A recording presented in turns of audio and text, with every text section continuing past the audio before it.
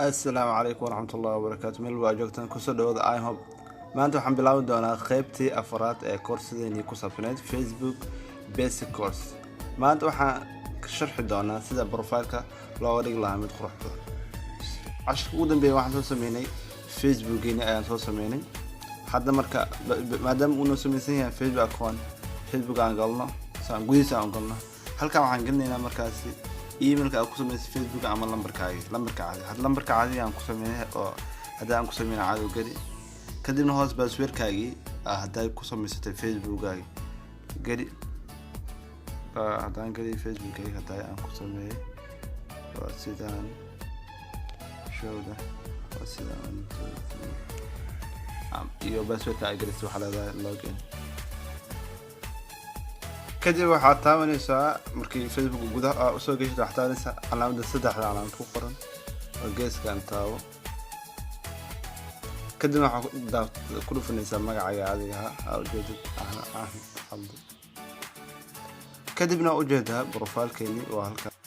profile-ka waxay tahay qofka markuu soo booqdo profile-kaaga inuu fahmi karo qofka adiga aad tahay, macnaha meeshaad degan tahay, meeshaad ku dhalatay, iskuulkaas oo dhameysay, jaamacadda dhigatay iyo relationship-kaagi hadda single time married tahay.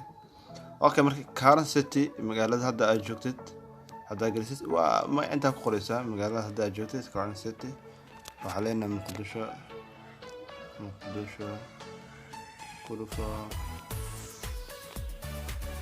safar leedahay salmida leedahay waa ujeedaa ninkan wuxuu leeyahay lives in Muqdisho kullu yaa lagu leeyahay meesha aad ka shaqeysaa adag. waxaan ka shaqeeyaa warkayga Facebook iska qor Facebook ayaan ka shaqeeyaa leedahay safar leedahay.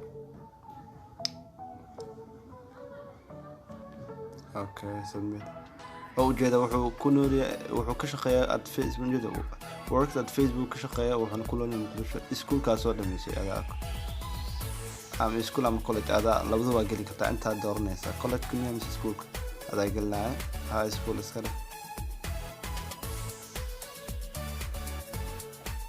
iskuulkaagi magaciisa gelinaysaa inta iskuulka asoo dhameysay adag Imam Shaafici iskale hadda waxaan ujeedaa si waaye waxaa dhigi kartaa Imam Shaafici markaa gelisid waa ujeedaa marwalba isbedelaysaa hometown meesha adiga aad ka soo jeedo meesha ku dhalatay Muqdisho. relationship-kaaga fiirma relationship-kaaga waxaa gelin kartaa relationship-ka what's your relationship status kuliya geeskana ku dhufanaysaa mujeda geeskan ku dhufo ama relationship xiriir leedahay kadibna waxaa gelin kartaa inta xitaa magaca qofka aad xiriir la leedahay magaciisa gelin kartaa jeceshahay. hasa ujeedid profile-kaaga wuxuu noqday mid qurux badan. tusaale waxaa ninkan wuxuu ka shaqeeyaa Facebook sidoo kale waxaad awood u leedahay in profile-kii haddana habeeno in marka waxaa jiro bio waxaa loo yaqaan bio waxay tahay qoraal yariis oo dadka markay soo galaan profile-kaagii akhrisan karaan oo hadal yar oo xikmad leh. tusaale waxaan gelinaynaa